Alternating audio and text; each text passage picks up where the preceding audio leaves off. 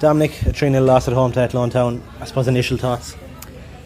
Yeah, we're really disappointed. I think if I'm looking back over the season, we've had what I would call 2 off nights, and this was one of them. We just couldn't get anything going. Athlone obviously are a great team, but we see why they are where they are. They're first to every ball, they fight for everything, they're alert, they're active, and they've some good quality on the ball as well. As good now as Athlone were, you were dealt a real hammer blow early on when you were forced into a change. You'd already lost Katie Irwin the week prior, but having to sub out Annie Iliak for Jenna Murphy, who was making her first appearance and quitted herself all right, in fairness. It's a hammer blow early on, and you're throwing, through no fault of your own, you're having to throw a young player into the deep. Yeah, but that's sport, isn't it? I mean, Athlone can look at it, and they've got a few players out injured as well with serious injuries.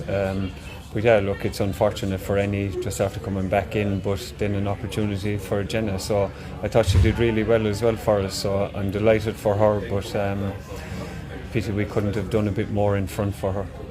Talk to me about the goals. I think the first two were down as own goals, but looking back on the first goal, Dominic, now look, I know you probably hadn't the best angle of it, and nor did I, but looking at the TV replay, it's very hard to definitively say whether it crossed the line or not. I don't know what your take on it was, but it was it's really hard to say that it definitely crossed the line from an official's point of view. I'd normally be good to give an opinion, but this we're on the other side of the pitch. I just go on my player's reaction, and nobody reacted to the referee for giving the goal, so that's what I was going off of. But on review, a few people have looked at it and just said what you've said, that they can't definitely say it did cross the line. So look, in that case, we probably shouldn't give it, but I don't think that was the deciding of the game, unfortunately, tonight. 100%. Look, yeah, like you said, an off night. Just word on officials. I know you often say that it's a difficult job for officials. There was one moment tonight where the fourth official turned to a person from TG Cahir and asked him to check whether when the ball went dead that who was in possession of it. Now that's against the laws of the game, but I know there was an incident earlier in the year where one of your backroom team was sent off at half time for showing footage to one of the officials. Now look, whether Treaty United or Athlone Town had the ball after when the ball was dead is irrelevant, but it does call into question the integrity and impartiality of the game, and it does show that maybe rules work one way and not the other.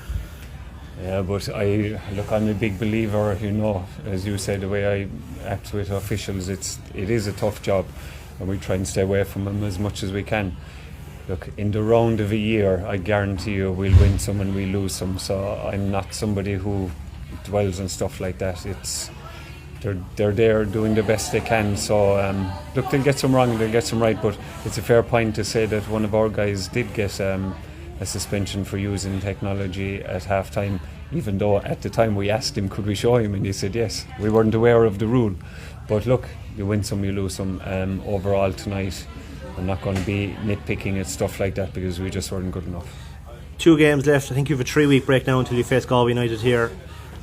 Look, if you have 2 difficult games, it's Peamount United on the last day, but you've got a nice bit of a break now between those last 2 games. You've time to, I suppose, with the likes of Annie and Katie Irwin, to recoup and rest a bit, and I suppose you'll be gunning to finish the season as strongly as you can.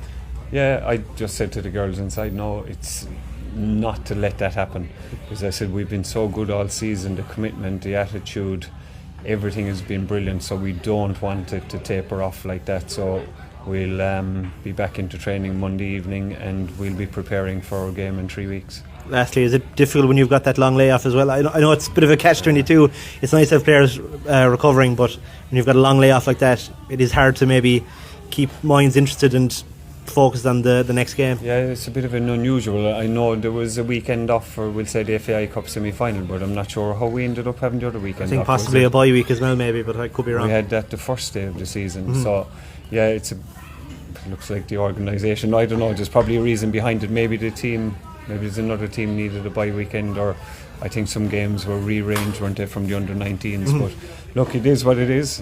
We get on with it and prepare as best as we can.